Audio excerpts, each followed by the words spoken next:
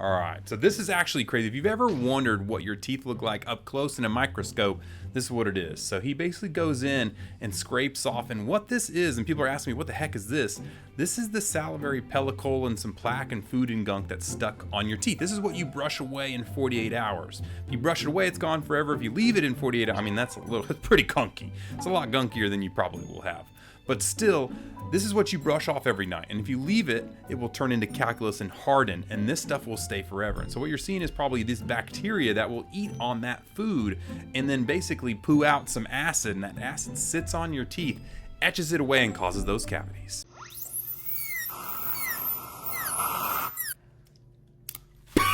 Teeth. But for real though, you guys tag me in this a ton, and it looks like in the comments you guys are having a heyday with this too. One person said, why? And somebody else said, bro, the drill doesn't even hurt that bad. It's just the sound and the smell. I totally understand that because I know kind of what hurts and doesn't hurt people, and half the time, you know, people are just freaking out over some smell and stuff. But you know, I get it. It smells a little weird sometimes. Well, for real though, Bentist, I looked at the video. What the heck is going on? Why did you crack that person's tooth in half? Well, it's because it's not actually their teeth. I mean, I'm sure most of you guys have seen this before or know this, but this is a temporary, basically kind of veneer situation here going on. So they've got somebody's temporary smile in pretty much before they deliver the real deal. And when they're trying to deliver the real deal, they need to get that old temporary off there. And so the way that they do that is they cut through that composite filling, and then they go ahead and they twist that thing right in the middle of the line and break it right off. Now from here, they're gonna smooth up, they're gonna get all the glue and stuff ready, and then they're gonna prep those teeth, the veneer preps, and then they're gonna put the nice final porcelain veneers on from there. And to be honest, I mean, looking at this,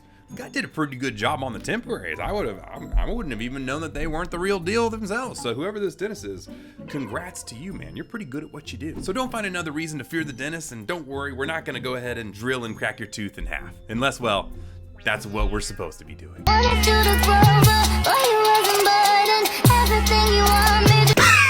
Oh, the joy of pain in braces. Actually, there is no joy. The first 2 weeks are miserable. And I can tell by the comments that you guys agree. So I'll give you 3 tips to avoid braces pain that are gonna help you out tremendously. 1, this one should be obvious, but when you get your braces on for the first time, you're gonna be sore for the first 2 weeks. So take some Tylenol and take it regularly. Braces pain is not like a cut or hard pain. It's actually like a sore muscle pain. So that Tylenol will relieve a lot of that sore muscle pain. 2, the wires are activated by heat. And so if you get something cold in your mouth, you deactivate the wire. The teeth stop moving for about 20 to 30 minutes, giving you some pain relief. And 3, soft food. That soft food is going to cause less pressure on your teeth, making it hurt less. And something weirdly enough that fits both of those two is ice cream. It's soft and cold, so just tell your parents you want some ice cream. That means that pain is really only for the first week or two and maybe a day or two after you get your braces tightened, so you should be good after that.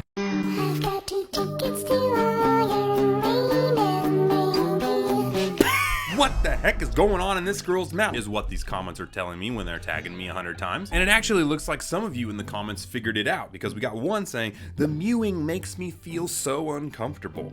And then someone else said, bro has a 2 weeks mewing streak. Because that's exactly what this girl is doing. She's doing what we call mewing. Mewing is actually a tongue posture exercise to help you learn the proper place to put your tongue and actually help you have the best chance at facial growth in the proper dimension. Now, unfortunately, there's not much you can do if you've already grown past puberty and stuff to change the jaw shape, but it can help with oral posture, tongue posture, breathing, etc. So if you're just resting and you're sitting here by yourself, I want you to go ahead and I want you to take a look at what your tongue is doing. If your tongue is down in the floor of your mouth, you actually have a wrong tongue posture. If it's pushing against the front of the teeth, also a wrong tongue posture. If you have it just touching the tip behind your teeth, but the tongue is not up against the roof of your mouth, it's also a bad tongue posture. So the proper, I guess the best tongue posture for oral facial growth is you want to have the tip of your tongue touching here, and then you want the rest of the tongue to be suctioned up in a light suction, not a hard suction, up against the roof of your mouth. Now this is what, I guess Bella Hadid got famous for this, calling it her mewing technique. So she takes her photos while mewing. And so this is just a way to kind of work on that. It's a little exercise and it makes it a little more pronounced. And this is the best way I think you can to do it. So first off, what I want you to do is I want you to take the tip of your tongue and I want you to put it to that little spot right behind the back of your 2 front teeth. It should feel a little bump there. And so while holding that, I want you to open up your jaw as big as possible while holding that thing like this. And when you do that, you should feel some muscles start to tighten underneath your tongue. And so what you can do from there is try and suck in a little bit and then you'll be able to feel those muscles tighten up. And so if you have kind of a jawline that's like this, when you do that, you can see it tighten up back here and creates a good jawline. Now, I mean, I obviously have an amazing jawline, so it doesn't do much to me, but if you have a really soft jawline and a lot of kind of fluff going on here, it does really tighten it up in some people really severely. And you can actually practice just sucking it up and holding it here for 10 seconds at a time, reps, to really get these musculature toned up to be able to do that. And from there, over time, you should be able to correct your oral posture by keeping a very light suction, your tongue up to the roof of your mouth at all times, and your teeth barely touching, if not touching at all times in a relaxed position. Still doesn't make it any less weird to sing like that, and you should probably never do that ever again. Finally got those braces off. How do you feel? Oh my gosh, amazing. It's at the bottom. That's your permanent retainer. Permanent? Oh, no one told you? You're basically gonna be wearing braces for the rest of your life. Oh, the dreaded permanent retainer. When you get your braces off, you have two options. You either get a removable retainer or you get a bonded or permanent retainer. Sometimes both. Now, most orthodontists do that because you are not very good at wearing your retainer, and then your teeth shift. You come back to the office and they're like, hey, fix this. And they're like, oh, we gotta put braces on all over again. This is miserable. I personally, I hate them. I hate them. And they are most definitely not permanent. The reason I hate them is because you break them and you don't know, and your teeth move, and if they do stay, you can't floss, your teeth get all jacked up and you end up getting gum resorption. I would highly recommend not getting permanent retainers. Just get the regular retainers and wear them. Just wear them. And if you go to a new school orthodontist like me, we keep your digital scan, so if your teeth move a little bit, we just make a retainer off that. It becomes a mini Invisalign case for you. Hope that helps. All right, you guys tagged me in this 1 hour after my wisdom tooth removal. Okay, that's not too bad. Oh! Same day but at night. Dang, that already got massive. So what you're seeing here is basically if a tooth is really impacted and there's a lot of craziness going on there, the nerves, blood vessels, everything gets bruised and damaged and really swells up. And for some people, it takes a while to get back. Normally you see some yellow bruising after some while. Show. For day 6, still huge. That's crazy. Okay, yeah, you can see that yellow bruising there now. 7 days. Holy moly. Now, this is not normal. Most people's 24 to 48 hours, they're good. But for some people, unfortunately, if they have severe trauma, it takes a little longer. But like I said earlier, most people, day 2, you're going to be fine. 9 days, though. Wow, that's a lot. But don't worry for most of you guys, because 9 days is about 7 to 8 days more than it should have took. Most of you guys are going to be just fine. Hope that helps. I hope you won't miss them too much. 10 years! Now this is one of my biggest beefs with the grills and gold crowns, especially the ones that are nice like his, which are individual tooth grills. These are what we call permanent grills. These are actually bonded just like regular tooth bonding. They're like physically stuck to your tooth. They're not coming off. One, as you can see, they're excruciatingly hard to get off. Like you literally have to take this special metal tool and you have to rip up, and sometimes the teeth break in the process. 2, you can see, unfortunately, most of the time these type of grills are not done by dental professionals, and so they're not sealed properly like an actual crown, and that means that food and gunk and stuff can just get up under the whole entire time you've got them on. That means you can get cavities, you can get decay. If you are going to get the permanent grills, work with your jeweler and an actual dentist to get the preparations right, to get everything perfect and sealed so you don't have any decay in the future.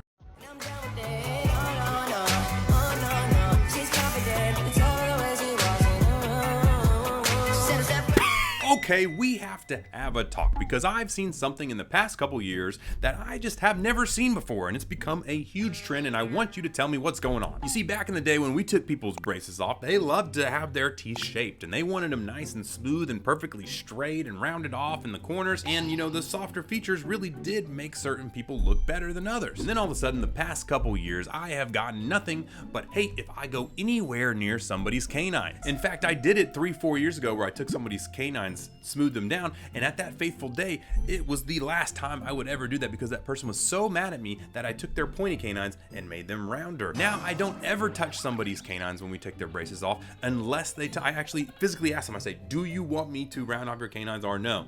And like 90% of the time they tell me no, I want my pointy canines. So I'm trying to figure out is this a recent fashion trend? Is this the thing that you guys like in school? Was it the Twilight movies that came out that made everybody want to be a vampire?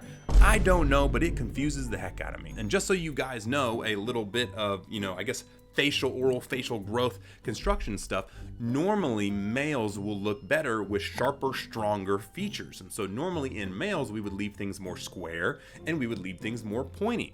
And in females, because you have softer faces, we would round off canines, we would round off corners of things because we make them softer, more feminine features. And so a lot of the times, you know, technically, I guess it could look worse on some females to have pointy, square teeth or things like that, but I don't know. As long as you guys are happy, I guess I'm happy too. So my job is to make it look good. What do I know? Anyways, I'm just an orthodontist. I think my dentist has no idea what he's doing because I'm getting my braces off. But my teeth aren't even straight. I was in braces for over a year and came to all my appointments just smiling through the pain. And my teeth don't even touch. Is that normal? I think I know what your issue was with your braces. And it's because you went to your dentist. See, a lot of people have this confused. Orthodontists, we are dentists, but we also specialize 2 to 3 years further to learn how to move teeth using Invisalign, brackets, braces, all that type of stuff. Fun fact, in dental school, we really don't learn brackets, braces, orthodontics really at all. We never see any cases. We never do any of that. And a majority of dentists never do any further training to learn it. They try and just put some brackets on and they hope for the best. And then they're like, whoa, this is way harder than it looks. And then they come to me asking me to fix it. The fact that you had braces for that long, your bite wasn't fixed, your teeth weren't even straight, more than likely you went to a dentist that just didn't have any competency in the subject. That's not saying all dentists are bad. Some of them really take it seriously and learn a lot. Some of them even go back to residency to learn how to be an orthodontist. But in your case, I think you found a dud. All right, you guys tag me at this a bunch. This is like a K-pop dentist. Okay, so it looks like they're getting a stamp so that they can redo the occlusion later after the cavity is filled. Looks like this is a cavity, so he's getting rid of that initial layer of decay. That's that brown stuff there. Okay, interesting. Normally from there you would stop, but for some reason he feels like he needs to go deeper because there is some cavitation inside the root. So he's getting the root out. What those little stringy things were actually the root canal. The nerve of the root comes out. So they're cleaning out the root canal. Right now he's basically getting all the way down. We use those files to make sure it's perfectly down to the bottom. Then that's just kind of smooth out the walls of everything, get it all good. Then he's filling it up with some bleach. Those little cones right there are to test, and that's gutta percha. That fills and seals each canal so no bacteria can get back in there. And then normally you kind of fill it up with some layers. Cool, you got the initial layers in. Good, a little goopy layer there. And we have to do it in layers because if you put too much in at one time, it can cause a lot of problem of shrinkage and breakage. So you see how you add that stamp to get it perfect there? It looks good.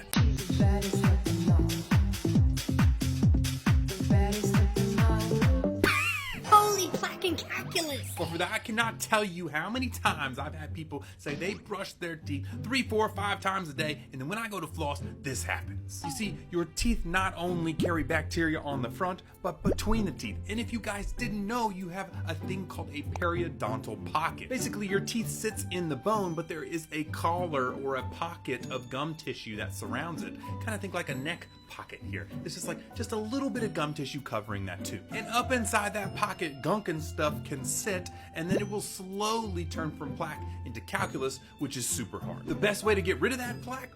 What do you know? Flossing, or using a something nice water floss. If you don't clean out these pockets, that bone will get inflamed, and the bone does not like to be inflamed. So it'll recede downwards, and then the pocket gets bigger. Then the more food gets in there, easier to get that bone inflamed, bone goes away, pocket gets deeper, and so on until you lose the tooth. This is why it's so important to go to your dentist every 6 months for your cleanings to one, get that calculus off and clean out any plaque that's left inside those pockets. If those pockets get too deep, then you don't get a normal cleaning anymore. You have to get what we call an SRP, or a scaling and root planing, which means they have to go really deep in there and they have to scrape up against your root because there's no bone surrounding it anymore. And fun fact, your roots are very sensitive. In fact, it's so sensitive sometimes that they have to numb up the mouth to do the cleaning. Moral of the story is floss your teeth. Then your periodontal pocket won't get bigger, you won't lose your bone, your teeth won't fall out, and you won't have to have an excruciatingly painful root scaling. But seriously, floss your teeth. We literally have the best flossing products around. Do it.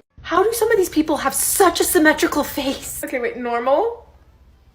What? I also have like Tom Cruise teeth, so when I smile... her face. And it looks like others in the comments had the same problem. This person said, kid in my class pointed out that I have Tom Cruise teeth and now I hate smiling and I cover my mouth when I laugh. But I'm here to tell you that it is actually 100% normal to have a unsymmetrical face. In fact, the roof of your mouth is actually two bones that fuse together right down the middle of the roof of your mouth. This is why when you're a kid, we can use what's called an expander, and we can actually expand and widen your jaw, leaving a big gap between your two front teeth. But that's true all the way down your entire body. Everything is formed in two different halves, and then they fold together, they become one, you know, a bunch of sciencey medical stuff. Now, but you can have jaw issues, you can have teeth issues. Obviously, this person lost a baby tooth early, and all of her teeth shifted over, which is why she has the dreaded Tom Cruise teeth. So in the end, it's perfectly normal that your face is a little bit wabba-jaw, because we all are a little